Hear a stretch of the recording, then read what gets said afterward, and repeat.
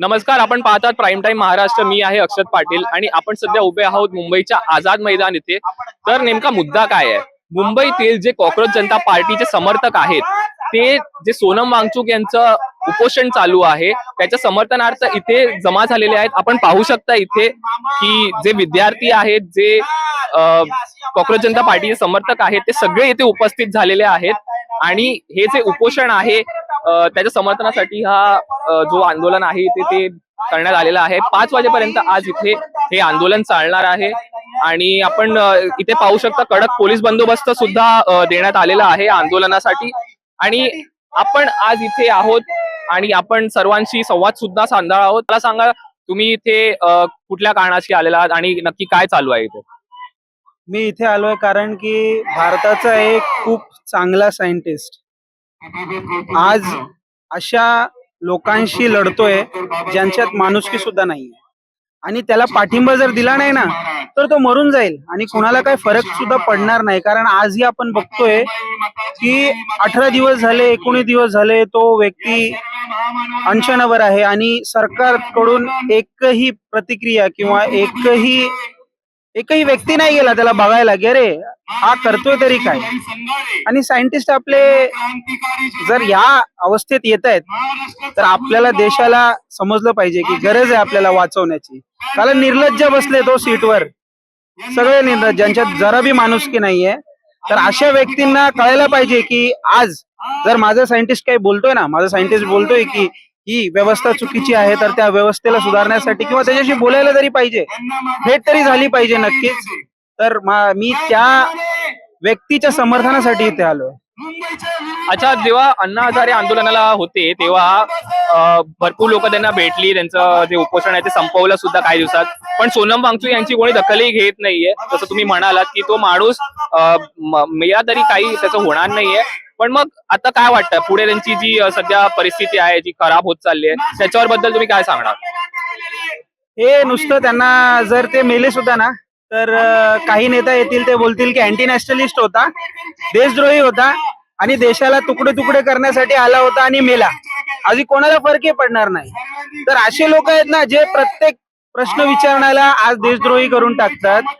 तर मी एवढंच म्हणेन की अशा लोकांना सोडावी लागेल सीट. कारण की आम्हाला एक चांगलं राष्ट्र पाहिजे, असा भारत पाहिजे जिथे विरोध करणाऱ्या प्रत्येक व्यक्तीचं ऐकलं जाईल, जिथे शिक्षा व्यवस्थामध्ये जर चूक झाली तर स्वतःहून राजीनामा दिला जाईल. अशा राष्ट्रासाठी आम्ही इथे आलो. जवळपास 19-20 दिवस झाले सोनम वांगचुक यांच्या आंदोलनाला, उपोषणाला. तर त्यांच्यासाठी तुमचा काय संदेश पाठवाल? मला असं वाटतं सोनम सरांनी आपल्या भारतासाठी खूप जास्त काही केलंय, ते आपले प्राऊड आहेत सगळ्यात महत्वाचे म्हणून. पण जर 3 इडियट सारख्या मूवी मध्ये आपण सगळ्यांनी त्यांना प्रतिसाद दिला तर आता काय नाही. मला असं वाटतं वांगचुक सर सगळेजण तुमच्या सोबत असतील, एक ना एक दिवस या लोकांना कळेल की अरे आपल्याला जो माणूस आपल्या हक्कासाठी लढतोय त्यासाठी आपल्याला पण लढावं लागेल म्हणून.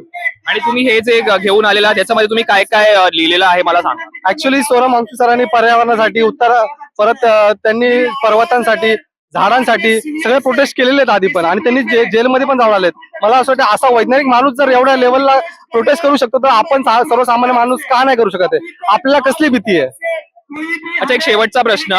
असं म्हणत जात आहे की सोनम वांगचुक यांची जी शक्ती सध्या आहे किंवा त्यांची जी अवस्था आहे ती खराब होत चालली आहे दिवसेंदिवस.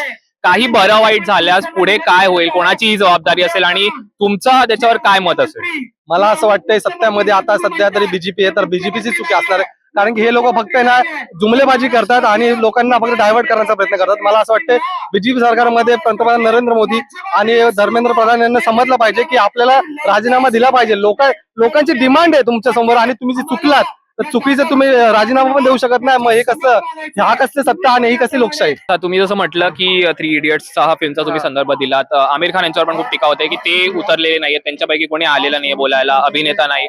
पण जे सत्ताधारी पक्ष आहेत आणि जे विरोधी पक्ष आहेत त्यांनीही सध्या काही दखल दिलेली नाहीये दिल्लीमध्ये जाऊन. तर त्याच्यावर तुमचं काय म्हणणं? कन्व्हिनियन्स. यांना जेव्हापर्यंत फायदा होणार तेव्हापर्यंत ते तुमच्यासोबत आहेत. जेव्हा तुमच्यासोबत काय फायदा नाही दिसत आहे तेव्हा तुम्हाला असं पाठी कुत्र्यासारखं नाचवणार. आता गेल्या काही दिवसात माननीय उद्धव ठाकरे साहेब म्हणाले की आम्ही समर्थन करू यांच्या आंदोलनाचं आणि सर्वांनीही केलं पाहिजे, सर्व पक्षांनी केलं पाहिजे. पण इथे आता सध्या आझाद मैदानाला यातून कोणी उपस्थित नाही, याच्यावर तुमचं काय मत आहे? बोलायला खूप जण बोलतात बोलायला, पण उभा असलं पाहिजे माणूस कोणतरी. आता ऑनलाईन पोस्ट करायला काय नाही जात, काय 2 मिनिटाचं काम आहे, पण इथे येऊन उभा राहिला आणि बोलायला की हा आम्हाला पाहिजे, हा आमचा हक्क आहे, ते बोलायला खूप कष्ट लागतात, करेज लागते. ते यांच्यात नाही आहे. हे फक्त बोली आहे. अच्छा, तुम्ही स्वतः एक विद्यार्थी आहात आणि इथे अनेक विद्यार्थी उपस्थित आहेत, तर इतर विद्यार्थी जे घरी इथे बघतायत, आमचं चॅनल बघतात, त्यांना तुम्ही काय सांगा? यावा तुमच्यासाठीच करतायत, सगळे तुमच्यासाठीच आहे. तुमच्यासाठी नाही तर कुणासाठी? एज्युकेशन काय आता काय म्हातारे माणसं देणार आहेत एज्युकेशन? म्हणजे देऊ शकतात, पण तरी पण जर तुमच्यासाठी नाही तर मग कुणासाठी आहे हे सगळं?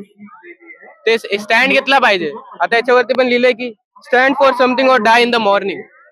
जर तुम्ही कशासाठी पाठिंबा नाही दिला, उभा नाही राहिला स्वतःसाठी, तर तुम्हाला उद्या जाऊन मरायचंच आहे आणि ते काय फायद्याचं नाही. मग तुम्ही असं पण मरणार, तसं पण मरणार, पण स्वतःसाठी एक हक्कासाठी एक उभा राहायला पाहिजे. अच्छा, मला सांगा, तुम्ही एक स्वतः विद्यार्थी आहात, इथे जास्त काही मला विद्यार्थी दिसत नाहीये, तुम्हालाही दिसत नसतील. जे विद्यार्थी सध्या घरी आहेत त्यांना तुमचा काय संदेश आहे? मला हेच म्हणणं आहे की आम्ही जसे जेनझी आहे, तर मला हे मान्य आहे, मी स्वतः जेनझी, मला माहिती आहे की आम्ही थोडे लेझी आहोत. थोडं लेझी, आम्हाला थोडं कमी टायमानंतर कळतं की हा हे करायला पाहिजे. तर मला असं वाटतं की थोड्या टायमानंतर जेनझीला पडकलेल आणि ते येतील. फक्त मला एवढंच सांगणं आहे त्यांना पण की ते ट्राय करतात, ते पण स्वतःने सपोर्ट करतात, चाहे सोशल मीडियाच्या माध्यमाने हो, पण मला ते सपोर्ट करतायत. पण जे आहेत आता मेन जे आहे ते 20 तारखेला आहे, तर तिथे ऍटलिस्ट जे पण क्लोजली राहतात ते जावा. बाकी मला बाकीचं काय माहिती नाही. मला फक्त एवढं पाहिजे की सोनम वांचूक सरांचा जो प्रोटेस्ट, जो हंगर स्ट्राईक चालू आहे, तो थांबला पाहिजे. गव्हर्नमेंटचे जे डेलिगेशन आहे ते जाऊन सोनम सरांशी बोलले पाहिजे. ऍटलिस्ट त्यांचा जो डेलिगेशन आहे त्यांनी बोललं पाहिजे, हा आम्ही काम करू, तुम्ही पहिले तुम्ही जे हंगर स्ट्राईक आहे ते तोडा. मला त्यांच्या हेल्थची जास्त फिकर आहे. धन्यवाद आमच्याशी संवाद साधल्याबद्दल. आपण पाहत राहा प्राईम टाइम महाराष्ट्र.